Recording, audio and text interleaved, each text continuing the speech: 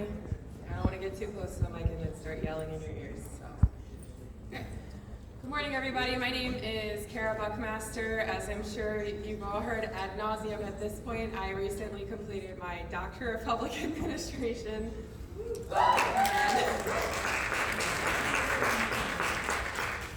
And that's why I'm here today to talk to you all. So for those of you who don't know me previously, I work for Calvert County government. I've been the emergency management specialist there for the past 5 years. And prior to that, I did a few years with FEMA and a year of service in FEMA Corps. So I'm bringing all that experience into my research, and I really tried to address a problem that I felt over the past 5 years has just not gotten enough attention, and I felt strongly enough about it to dedicate the last 2 years of my life to it. So that is what we're here to talk about today. It's developing a collaborative network for local hazard mitigation. As wordy as that sounds, that's the abbreviated version of my dissertation title. But I promise I am not going to lecture you all like an academic. I tried really hard to bridge that gap and make it useful and digestible for you all. So on that note, a few ground rules. First, the information I'm presenting today is only as good as it is actionable for you all. Why does that matter? Well, two things.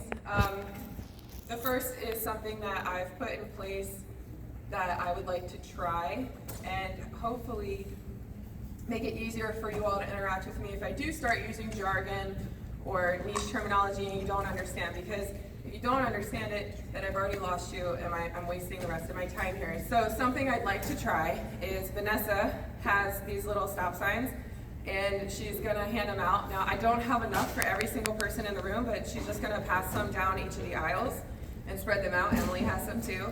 If you feel very strongly about hazard mitigation, please make sure you take one. If you don't want other people tapping you, don't take one. The idea here is that if there's something that you're unclear about, I'd like you to raise your stop sign and stop me. I attended a conference in January at University of Maryland. Really cool conference. The whole point of it was to bring researchers together with practitioners to share their information. Incredible concept. It's something we need more of. But there were times during these presentations where even I didn't know some of the things they were talking about. And as soon as that happened, I was lost. And there wasn't a function with the moderation to check that. So this is my attempt at checking that. So please, if there's something you hear me say and you need clarification on it, stop me. And there might be a few times. Just check. Oh, yep. And there may be a few times where I ask you to show me that you're good, and we'll keep going. All right. And then lastly, the only stupid questions are the ones you don't ask. If you have a question, there's probably lots of other people in the room that have questions, so please, please, please, just ask. Next, a few definitions before we get started. So what is collaborative governance? The boiled down to its core definition is that it's a fancy word for teamwork, in my opinion. But essentially, collaborative governance looks at specific types of regimes, so to speak, within the public sector and how these organizations work together. One of those regimes is a network, and fancy word for a team in a way, but the difference between a network and just a regular team is that it's usually actors from many different organizations, and they're all coming together to work towards a common cause. The big difference between collaborative governance and traditional government structures is that traditional government has a pyramid hierarchy. Usually it's top down, there's somebody at the top, and then we go from there. In collaborative governance, especially in networks, the hierarchy tends to be very flat. Imagine all of us here coming together to work on a problem. Really, I mean, this room today is an example of a network. We're all here to network, and we're all here to solve problems in emergency management, but none of us are actually in charge of anybody else, for the most part. We chose to be here. We choose to represent our organizations and work together, and it's that social capital that makes networks so powerful. So that's really what we're looking at, but in a smaller context in a local jurisdiction. And then lastly, social network analysis. We're gonna breeze through most of that with my methods, but it's just a way of gathering information on networks and then visualizing them to help look at the relationships. So, my research question. Who are the actors involved in a network for hazard mitigation, project development, and implementation at the local level? And how do they work together to successfully mitigate hazards in their community? And there were a couple of things that I did to look into this, but first I want to talk about why I felt that was important. First, as I mentioned, was my own personal experience in hazard mitigation. As I mentioned, for the past 5 years, I've been working as the emergency management specialist in Calvert County. One of my largest responsibilities in that position was managing our hazard mitigation grant program when I first started. Thankfully now we have somebody else to help, but 5 years ago it was just me, and to no fault of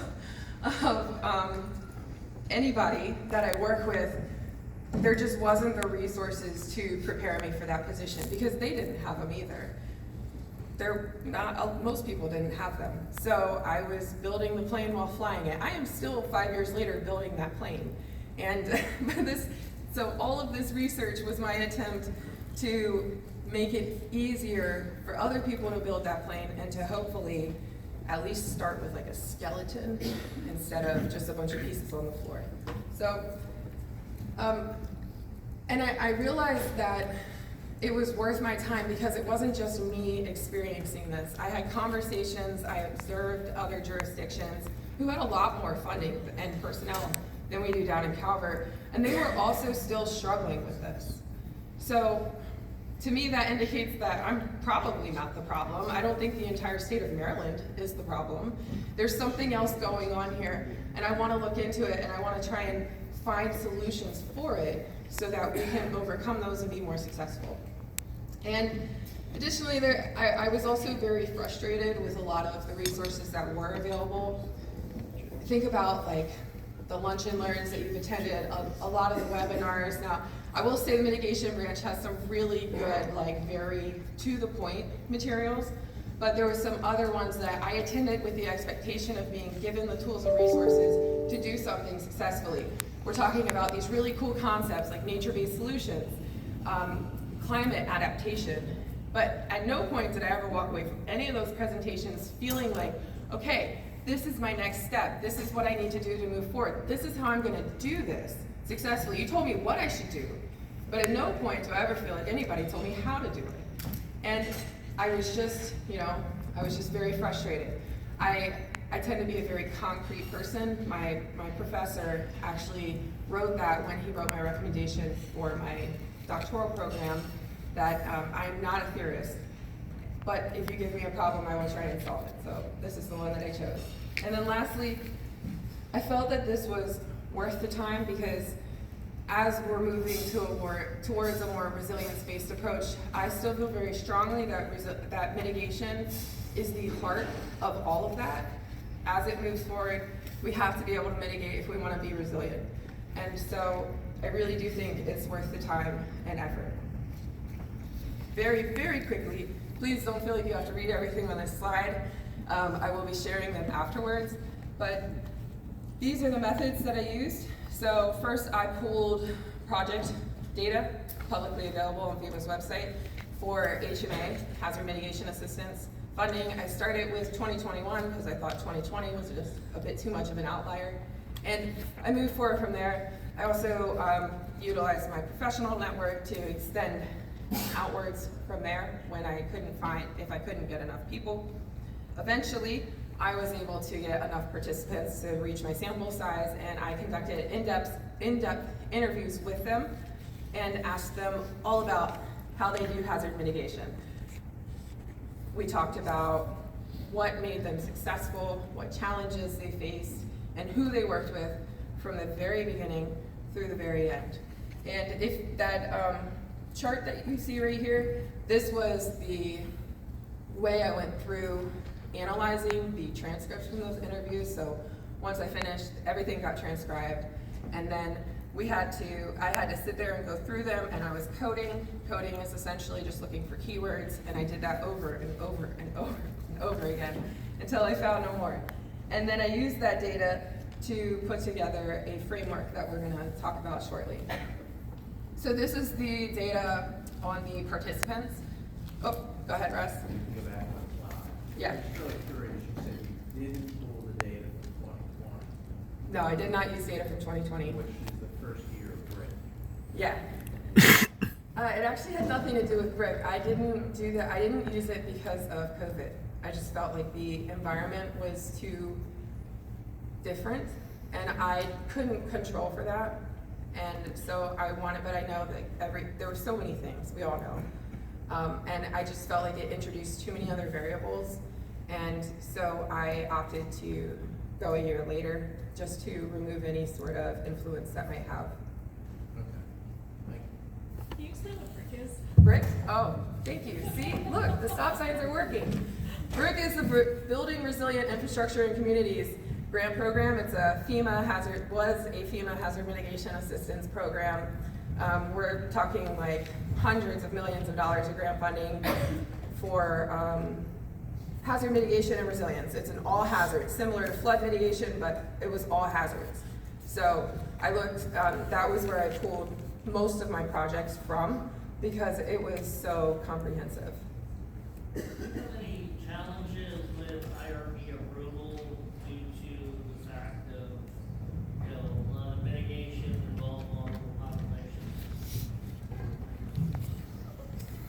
Did you hear that? Yeah, so she asked if I had any issues getting institutional review board, which is basically ethics approval from the university, because hazard mitigation works with vulnerable populations. I actually didn't, because I wasn't working with personally identifiable information beyond the information from the participants themselves. It was very low risk.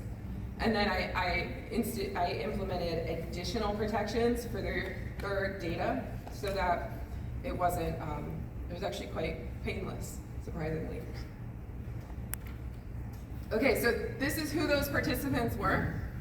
I had 9 in total, which doesn't sound like a lot, but when you're coding over an hour's worth of data, it actually is quite substantial. I was really excited to get a pretty decent spread from across the US. Of course, there's always going to be limitations in your representation, but I was really excited that I got as many people as I did from as many places as I did. There was also a spread of different professions represented. We had engineers, resilience planners, private sector, and of course, emergency management. And the years of experience were also very varied. There was 3 to 35, and then when I asked them how many projects they had completed, most of them couldn't give me any answer. So it was things like dozens, or a lot, or a couple $100 million in funding I've applied for, but I can't tell you how many projects that is or how many times I've applied for grants. So dozens is the answer. And then the project funding totals ranged anywhere from 5.3 to 40 million. And so these weren't like some tiny little projects, these were pretty big projects. I really wanted to learn from the people who were doing it really well.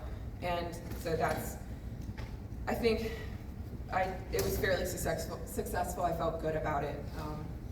And they gave me tons of great information. This chart is gonna mean not a whole lot to you, but the important thing to look at is the total and the frequencies on the side. So these were all the people, when I asked them who they worked with to develop a hazard mitigation project. These are all the people they identified. You can see, if you look at the frequency, look for the 9s, you can see those are the people that every single person identified.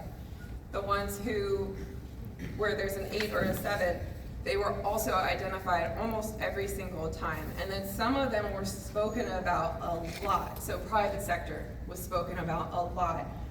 The state government was spoken about a lot. But there were other ones like environmental and of course FEMA, because we were talking about the HMA grant program. And people have a lot to say about those. And so these are the people that they worked with to develop a project. And when I put all that data into the tool I was using for network analysis, this is what it gave me. The little, I know they're teeny tiny little circles, don't try to read the labels. The idea is just to look at the general structure. The one highlighted in red, if you can read it, is the core of the network. That is the person I was interviewing. And then as it branches out, you can see who they were working with. And then how big the line is how strong that relationship was. That's how many times they were interacting with that person. So the thicker the line, the stronger the relationship. You guys following? Good, go? Okay. And then I did that again for implementation, and this is the data that I had there. Interesting with implementation, the network actually tended to shrink. There were less people involved for implementation than there was for development, and I think that's just because most of the legwork gets done in the development portion. Once you get to implementation, it's mostly just about doing the thing and getting it over with. And so while there are still many people involved in that, it's much less. And then this is what those models looked like once I mapped them out. And you can see they are a little bit simpler. I will say something I forgot to mention is network number 9 down here in the bottom right corner. It's way more complicated than the other ones. And again, for implementation, it's way more complicated. And that's for a reason, and we're gonna talk about that in just a second here. But let's talk about the actors first. Who was the most important? So when I asked participants who they thought was the most important, and they told me most of the time they couldn't give me an actual person. There were a couple of times where they would mention specific people, such as having their champion, or the state was the most important if the state was in a supportive role. Having private sector, if their program depended heavily on private sector, was the most important to others. But a lot of times they couldn't give me a concrete answer. They would defer to saying the whole team, everybody has an equally important role to play. If anybody's missing, it's bad. So, and then when I asked them who is missing, they were able to give me more specific examples of people that they wished had been more involved. And this is what this is the list of the highlights. So of course FEMA was a huge one, and it's not necessarily because FEMA wasn't involved at all, but it's because of the disconnect between the federal government and local governments. And I do think that relationship is influenced by the state, which state they're in, and how well they work together. But most of the participants told me that they felt frustrated by the lack of transparency from the federal government and the lack of direct communication and involvement. They also talked about some had state governments who took more of a regulatory role as opposed to supportive, and those individuals felt like the state needed to be more involved. The public was another one. People experienced frustration with trying to get their attention, get them to care, and get them engaged. And then finance and legal were two others. Not because they couldn't be involved, but just because it wasn't something that anybody, like a lot of people, not going into this with any sort of structure, they didn't realize how important it was to have those entities involved from the very beginning. And so there was just a breakdown at the local level that led to those gaps. They also talked about not having them integrated strategically into their jurisdiction and how much harder that made everything, and we will talk about that more in just a second. So what are the challenges that they experienced? By far, the biggest one, above and beyond everything else, was timeline and delays. And this was predominantly for the hazard mitigation assistance grants, but there were some issues that they talked about that influenced the timelines that could also apply outside of a grant environment, such as permitting. And they talked about how frustrated they were with these. I don't really have time to read through all of these quotes, but I did pick some that I felt were the most impactful, and you all will receive the slides if you're interested in reading through some of these. But they were talking about it taking up to 7 to 8 years for some of these large projects, from the year that they apply to the year they actually receive and are finally able to actually start the project. 7 to 8 years. And we all know that that's way too late. especially with climate change, especially with our communities developing rapidly, conditions changing rapidly. By the time you get 8 years down the road, that project is now outdated, and you basically have to start over updating your scope and your budget. The other common one that they talked about was the lack of support, and this was from pretty much everybody that's supposed to be in their network, project partners, other local government partners. It was hard to get them engaged and get them to care. Lack of support from leadership specifically was tied to so many other issues with funding and support and movement. And then the public, because if you can't get the public to care, it's really hard to get your elected officials to care. And if you can't get your elected officials to care, then it's really hard to get funding. And so funding, of course, was the next one. People talked about how difficult it was to get the funding that they needed, even just to scope the projects to begin with. You know, if you need 20, 30, 40 grand for engineering, and you don't have 20, 30, 40 grand, then you're dead in the water right then and there.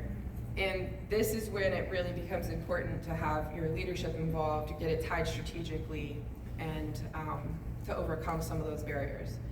Environmental complications, this goes back to the timeline. With permitting, most of these projects being in critical areas or sensitive areas, that adds a lot of complexity. And many participants talked about getting to the point where the permitting had gotten so complicated that they actually had to get their legislators involved just to move it forward, because it had completely strangled itself. The project was just incapable of moving because of the barriers that had been put in place to protect those environments. So kind of shooting ourselves in the foot there. Niche skill sets. One of the ones that they talked about the most was the benefit cost analysis. And that one I felt was very interesting. One of the participants talked about how they spoke to somebody on the BCA helpline, and that person told them that they were shocked that they were putting together the BCA because mostly it was done by engineers. Just a quick show of hands, how many of you have written a BCA? Are you guys engineers? No. Neither am I. So that is a good example of, you know, the skill set gap and how it can make these much more difficult. Additionally was the complex and confusing.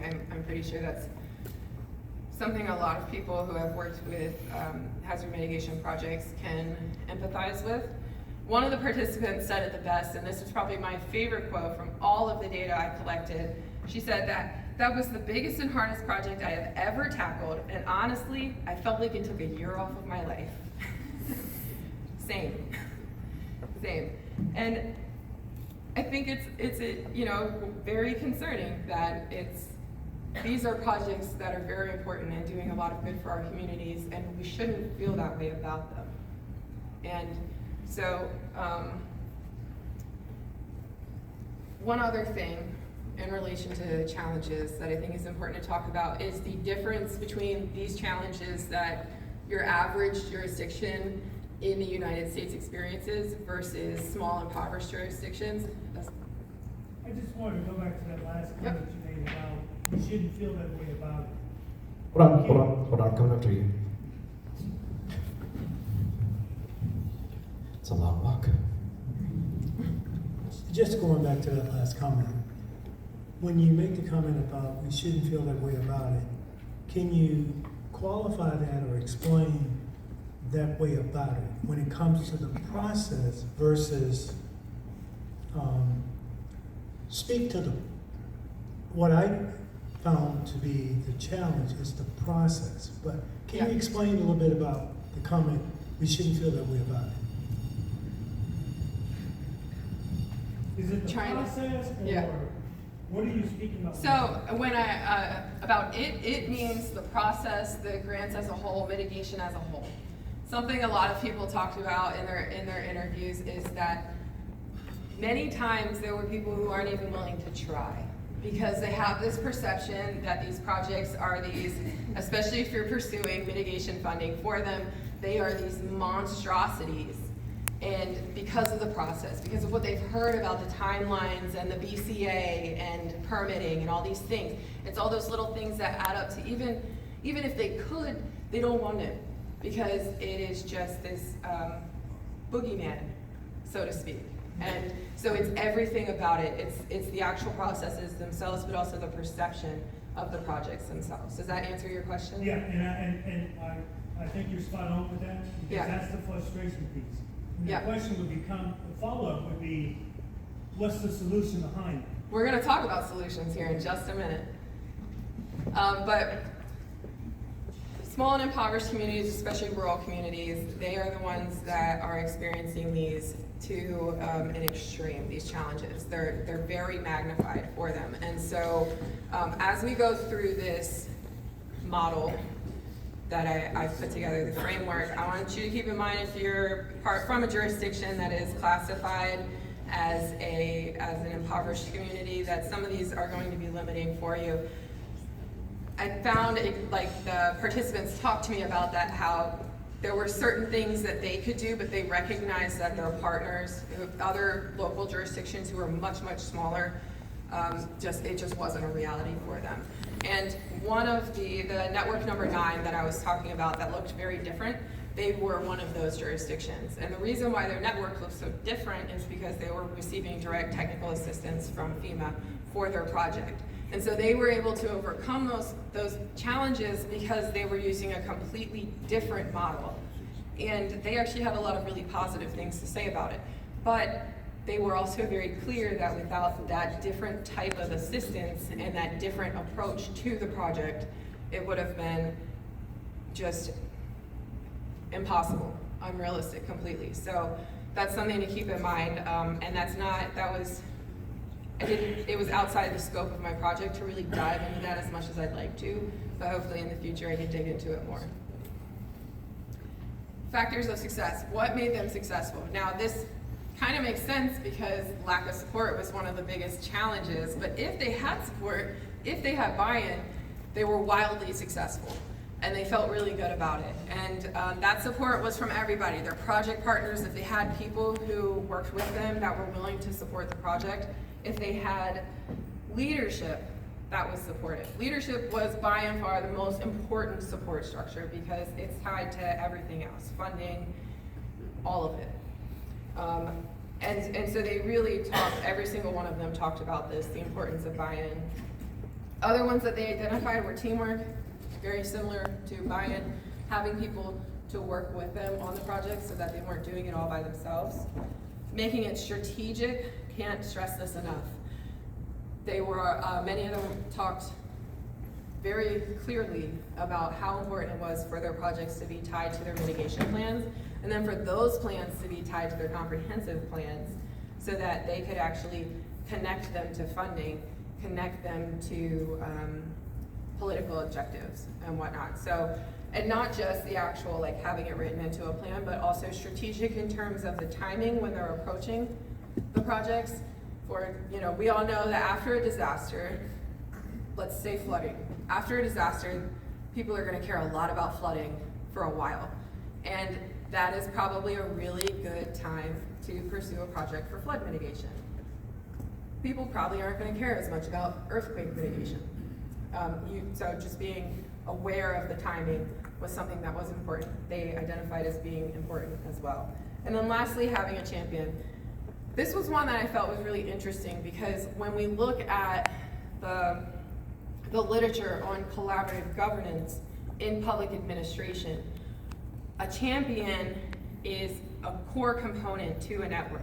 Having somebody who feels strongly enough about this that they're willing to put themselves through this. That was what one of the participants said. And I thought it was really interesting. I never prompted them with this at all. I didn't even mention that we were talking about collaborative governance. They came to this on their own. So I thought it was really interesting that they got there without me feeding them any information. They just felt that it was that important.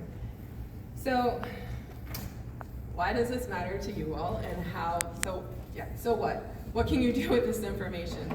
So I originally designed this session to be a workshop, and there's probably more than 80 people in here, so I don't have 80 handouts, but Vanessa and Emily have some worksheets.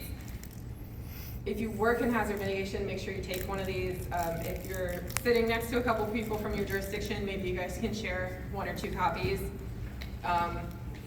But I pulled all of that data from my research together and put it into a model, into a framework. And I'm hoping that we can work through this framework together right now. And it will be the first step towards establishing a foundation for hazard mitigation project development and implementation for the future. And I want you all to know that you are my test dummies, so to speak. Whoa. But I knew somebody was gonna say that. You're not dummies, you're just my test dummies. You are my pilot group for this program, yes. I have a couple of questions. Hang on, let him bring the Oh, mic to hold you. on, I'm on my way. I'm just gonna stay over on this side. So, you mentioned, you listed those stakeholders that they were involved in this process, and you listed them. You mentioned the private sectors. I mean, my question is, the private sectors include also nonprofit organizations? Because, for example, in 2021, HMGP grant was available because we have the presidential declaration because of COVID. So that funding could be used for hazard mitigation also. And nonprofit organization could use that specific funding stream to do the mitigation projects, because that's the only time that they can use the funding stream for doing the mitigation project. This is my first question. Yeah, so private sector refers specifically to companies that were contracted out by the local jurisdiction to provide some sort of function, to fill some sort of capacity or capability gap in the local jurisdiction. And I actually have something about that on the next slide that I'll explain it more, but it refers specifically to contracted services. My second question is, when you do the network analysis, so every connection to each node is like a one-way communication or two-way communication? What type Two-way. of, okay, so what type of network analysis have you used for this process? So I use, through Power BI, I use actually the one that we talked about, their network analysis tool. And it is very surface level analysis. Really, I just wanted a better way to visualize the networks, to help look for relationships and help look at the strength of the relationships, but it was very surface level as a way to just support what all of that data was that was being given to me, and visualize it in a way that was a bit more digestible. So it wasn't anything incredibly complex. Okay, and my last question, sorry for No, it's okay, asking it's a long okay. question. So when you were mentioning about the frustration about the timeline, so I was just curious because it's specifically mentioned in the policy guides that you have 3 years duration, performance duration. So when someone applies for the grant applications, they should consider this a specific requirement for their projects. So I was wondering why, have you asked this question, why they didn't consider the performance duration before submitting their applications? Because it's very important, before putting everything together and submitting an application. I think, so the impression that I was given, I didn't talk to them specifically about the periods of performance, but the impression that I was given from many of them was that when they first started working with hazard mitigation projects, they didn't realize that it was going to take as long as it does to actually get to the point of implementation. The other thing is that even if they are aware of that and they're thinking about it, it's still difficult to plan for because the program tends to be very complex, the lack of transparency. Even if they think they're prepared for it, they're still not. And even if they are prepared for it, if it's taking 7 to 8 years, that shouldn't, that to them is unacceptable, and I think that's rightfully so. Thank you. Yeah. Okay. I'm not going to make Jack run all the way over here with the microphone I'll so repeat your everyone question. can hear me. Secondary level, like you had, if you were a champion and had an actor, and it branched off in several of those network diagrams to secondary actors. That primary actor what was your consideration or concern about the surety of the narrative that primary actor was hearing and passing that along? You know, did anything get diluted? Was there concern about that? What does that look like when you're looking at those secondary actors? So his question was about like secondary relationships or tertiary actors in the network. So you have your core individual, your champion, and then there is somebody else that they are communicating to that's involved in the network, but through another individual. I will say probably the most concurrent, like relevant example of that in all of them was the relationship with FEMA through the state governments. And we didn't talk about that directly. It is a great point. Certainly with all the frustration that many people voice, there could be, that would be something that I could look into in the future to see what breakdowns in communications there were. But we are having I was having a one-sided conversation with that local jurisdiction. So I didn't have the means to be able to identify if there was a communication breakdown between that middleman. So it's a great question. I don't think I have the data to answer it well enough for you.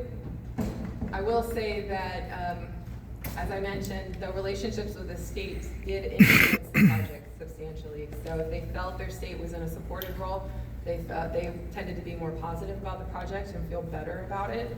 And if they had a state who was more regulatory, like okay, go forth and do your thing, and they didn't have a lot of support from their state, then they tended to feel more negatively about the projects. So that's a great question, and it's certainly something that is worth looking into more. All right, everybody have their sheets? Okay, so this giant rainbow spider web is my first attempt at building a network model, a conceptual network model for hazard mitigation project development and implementation. I did not build separate networks for development and implementation because there was so much overlap between the two, and really implementation was just a smaller variant of the development model. This is designed to be scalable, similar to ICS. You can plug and play according to your project, with a few exceptions. So the network actors that have the solid lines going to them, those are the ones that are always going to be involved in a project, regardless of all other variables. If you're working on a hazard mitigation project, I should clarify, these are specifically for construction-based projects. Hazard mitigation planning, et cetera, they're going to be similar, but this was specific for construction-based projects. So any sort of physical risk reduction. Those ones with solid lines are going to be the ones that are involved all the time. And the strength of those relationships is really was determined by the frequency with which people spoke about them, but essentially if they have a solid line, that means they are important. They do need to be involved, and they should be involved from the beginning. Private sector, it depends on the capabilities and the capacities of the local jurisdiction. If they have certain things in-house, engineering was a huge one. Even if jurisdictions had engineers, they might not have the specialty engineering, like geotechnical, to scope certain things. So that really depends on the capabilities of the jurisdiction and their capacity to fill that. Land management refers more to your planning and development. It's a very catch-all term because people call it different things in different jurisdictions. So whoever's handling your permitting at the local level, your land use planning and development, that's who that's referring to. And why? Because if they're in charge of planning and land use, then you need to be working with them for this project that affects land. Leadership, always, I think I've talked about it enough now, but the other ones that are other federal entities, other partners, it really depends on the nature of the project itself and what you're trying to accomplish. If you're doing something in a particular neighborhood, that neighborhood needs to be very involved, of course. If you but also look at other things, like are there nonprofits you can work with, are there institutes of higher education that you can work with? Those are all opportunity partners, and it depends heavily on the scope of the project. And so now what I want to do is I want to try and go through filling out one of these models, and while also giving you a list of recommendations that were built based upon the data that the participants gave me. So go ahead and open up to page 1. You can see the model, and then it's going to give you recommendation number 1, identify the champion for the cause. So think of a project in your jurisdiction, whether you have a name for it or not. If you have a name, you can write it down. If you just have an idea of something that, like, oh man, if I had $1 million, this is what I would do, or 20 or 30 million. This is what I would love to do in my jurisdiction, and write that one down. If you guys need ink pens, I do have a box in the back there.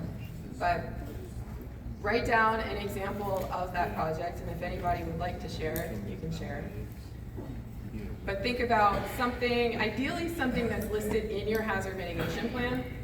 That's the first step. And then I want you to tell me, who do you think should be the champion for that project? And how much time do I have? About 15. 15, perfect. Oh, great. Okay. Write down who you think that champion would be. If you're not sure who you think that champion should be, raise your hand and tell us about your project, and maybe we can help you. No? Okay. Go ahead. So, would it be like actually looking capacity building, like project design plan? Because FMA, like pre and GP, they have capacity building aspects. So I don't know whether you have considered in your data analysis, because that's another funding stream that every jurisdiction can apply for it and get that grant for planning, design, like previous studies. So that's another funding stream. This is, and I should clarify, when I was looking, my participants, my sample, it was all for construction-based to be the most comprehensive, but you could certainly use this for capability and capacity building. You might have to tweak it a little bit, but you can, I think you can still use this to fill in the blanks and get your core group together to work on that project. But the original sample, the original population was targeted for those physical risk reduction projects. Thank you. All right. As you're identifying your champion, keep in mind that this person is somebody who needs to feel very passionately about this project, because they're going to be seeing it through a lot of trials. And they also need to have a overall working knowledge of functions at the local level, such as permitting and project approvals, etc. And that's just because it's going to make them more successful. It's going to make the project more successful. So think about who your champion would be. Doesn't necessarily need to be the project manager. If you are the entity in your jurisdiction that manages your hazard mitigation grants and projects, you can still have somebody else who is the champion for that project if it's something they feel very passionate about. There's a guy in Calvert, his name's Ryan. He feels very passionate about oyster reefs. And he would be my champion if I were working on an oyster reef project, even if I were the one managing the actual project itself. So it doesn't have to be, they don't have to be one and the same, and actually if they're different, then that can make it more successful, because there's, the work is spread out a little bit better. But if you are your champion, that is not surprising, and that's okay. Recommendation number 2, identify the actors and develop the network. So the next step in the worksheet is to identify the people in your core network. So who is your leadership? And I want you to write down very specific people if you can. Who is your supervisor? Who are your local elected officials? Who are the people that are influencing your budget, that are going to tell you, yes, you can have funding, or no, you cannot have funding for this. Yes, I support this, and I'm going to help you push it, or no, I'm not. Those are the people you need to write down. Finance and legal. Who are the people you work with for procurement? Who conducts your legal reviews? Write those people down. Those are going to be the ones that you need to pull in at the very beginning, so they're aware of what's going on. I didn't get to read the quote, but there was one from one of the participants, and they were talking about the challenge of getting funding. She talked about having this huge project that they were working on to turn this area into open space. It was turning it into a park and using it for flood mitigation. And they had this huge project scoped out, and then they got everything ready. They were good to go, but they needed a letter of support, a funding commitment, and then they went to the budget office for their $30 million project and said, hey, we need this letter. And the budget office said, what the heck are you talking about? Not great. So learn from their mistakes. Make sure that your budget people are involved from the very beginning. The same with your legal people, so that they can help you, work with you to identify any obstacles and overcome them before you get to them. Who's in charge of your planning and land management? Make sure that they're involved. And then who is your state government representative? Of course, here in Maryland, it's probably going to be the MDEMA Hazard Mitigation Branch. They are fantastic people, very supportive, very helpful. Jessie Delph was supposed to be here with me today. Unfortunately, she couldn't make it. But as a testament to how helpful they are, I asked her to come here and help me with this presentation, and she was going to do it. And so in Maryland, it's probably MDEMA, but there might be other state government entities that you would work with, such as MDE. It really depends on the project and the program that you're going through. And then additional network actors. Think about the specifics of your project and who else needs to be involved. If it's in a specific community, those representatives from that community need to be involved. If it's something that you've talked about with a nonprofit or some other organization in your jurisdiction, write their names down. Like, they obviously need to be in your network from the very beginning. Other federal partners, if you're thinking of a specific grant program you might apply to, that put them down as a partner. And then anybody else that you can think of that wasn't listed, whether they're local, state, or federal, you can go ahead and write them in now.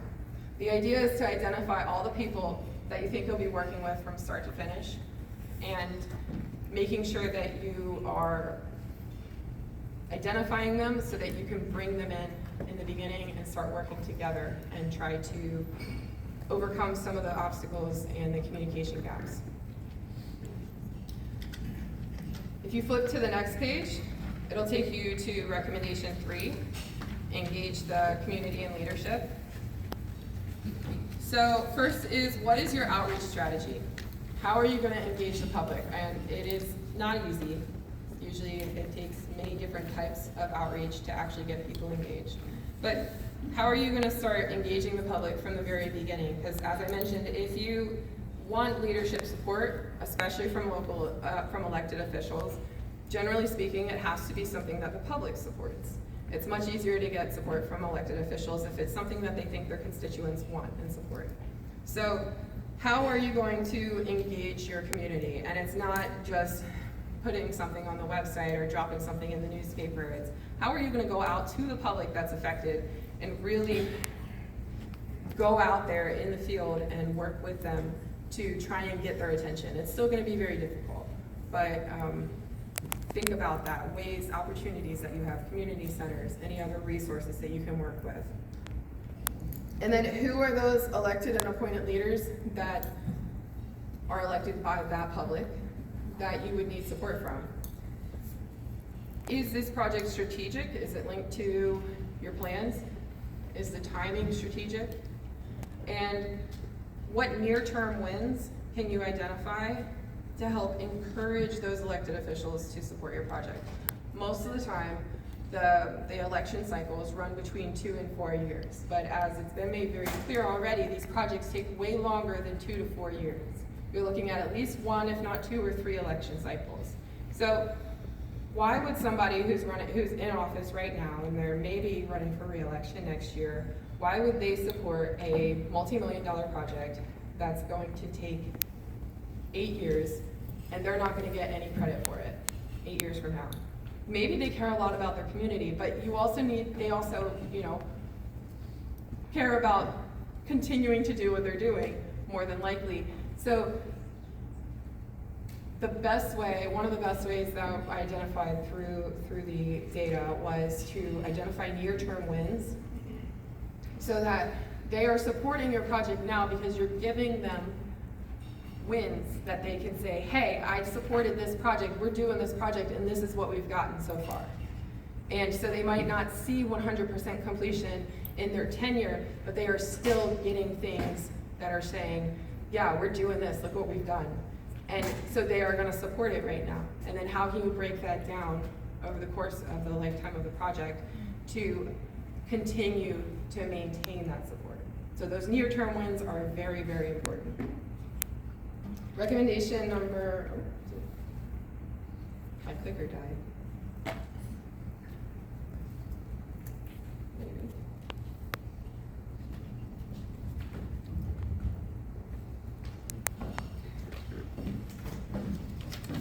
I guess my computer's frozen, so let me try one last thing.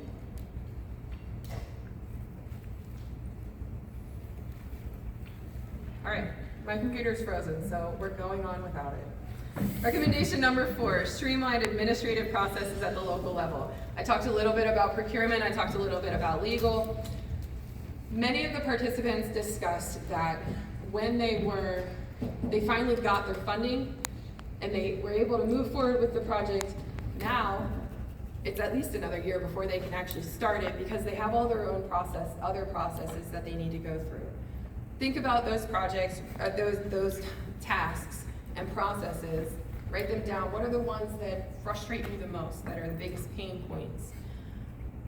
What are ways that you can engage the people involved in those before you actually need to go through them?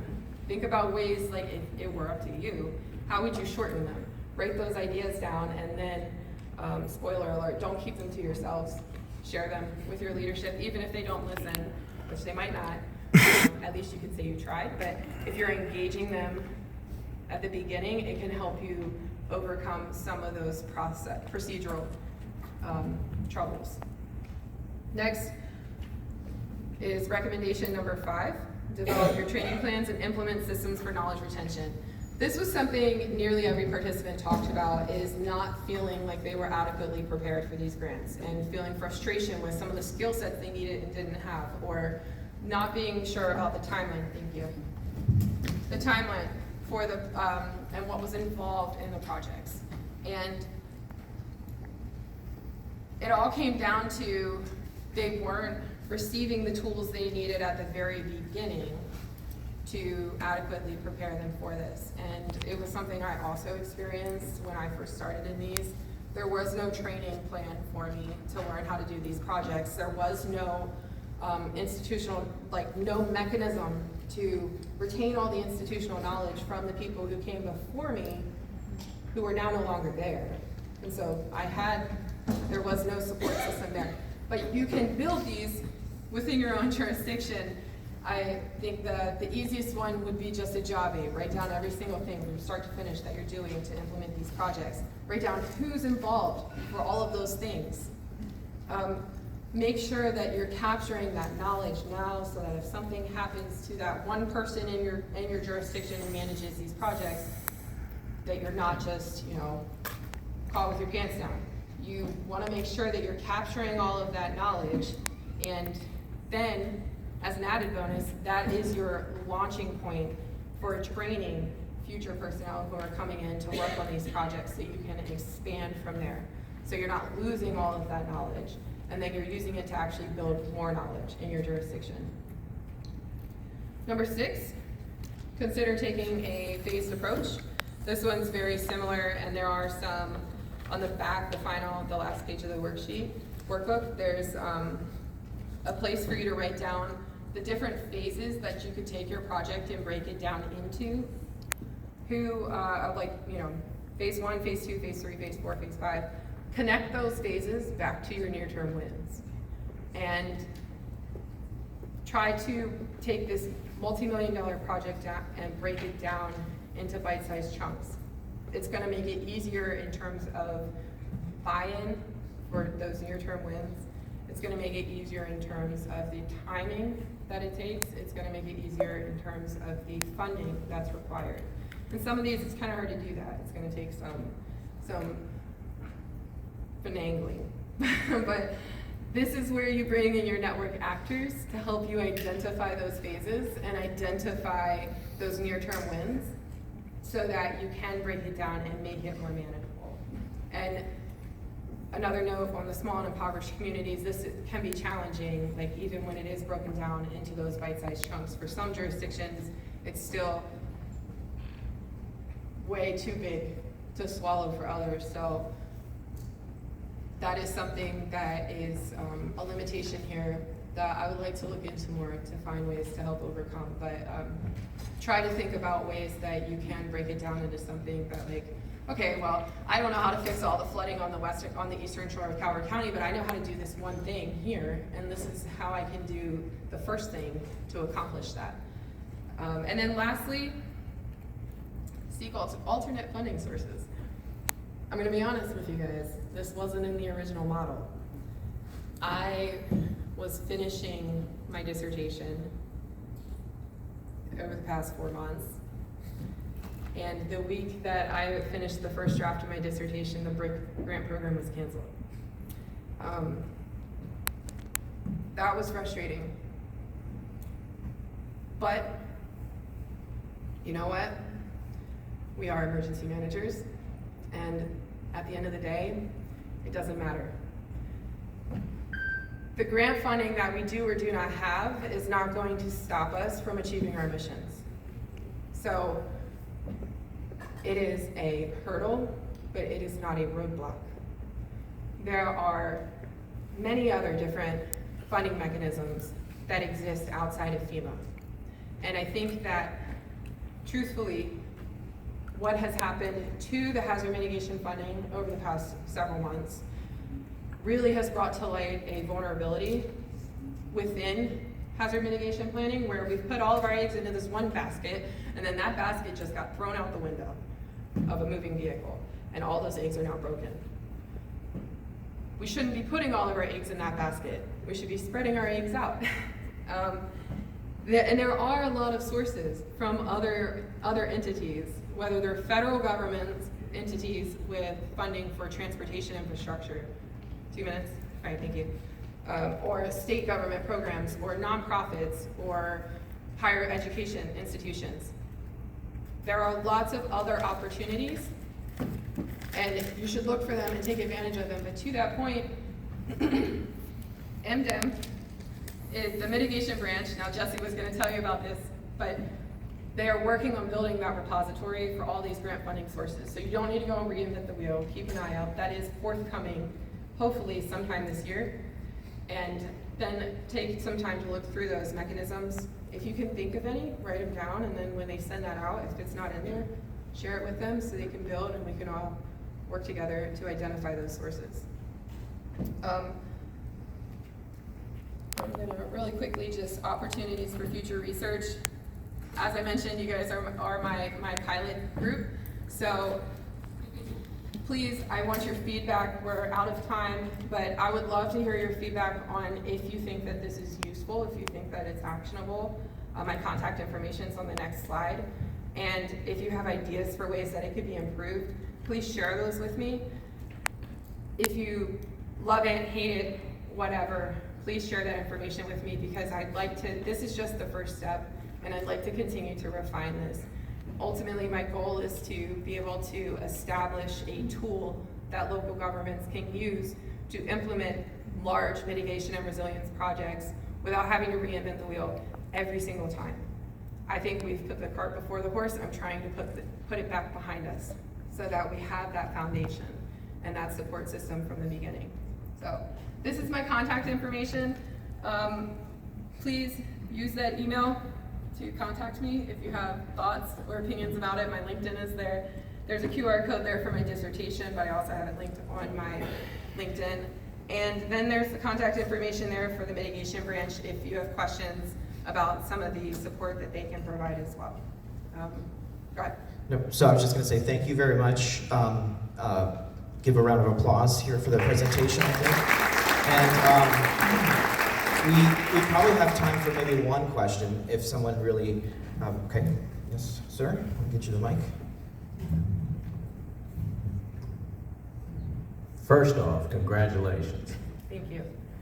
Secondly, thank you, because what you have done is credential yourself with experience now and academic credentials that have produced a product that we can use in evidence-based budgeting, evidence-based whatever, and data. And this will be a major step in pushing things forward to find those champions and show them the why. So I think that's extremely important. The question I have, and this is politically motivated,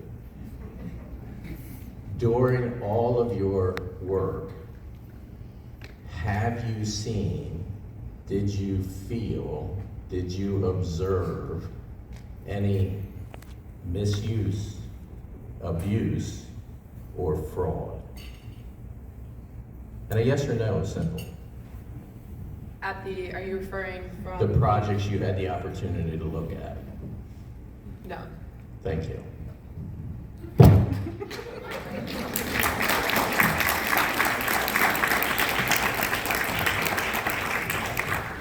Okay, so we're just going to keep on rolling through here and go to our next presentation, which is coming up. And then after this, we will have a break. So we're going to run right through to the next one is demystifying the SEER process and special event coordination.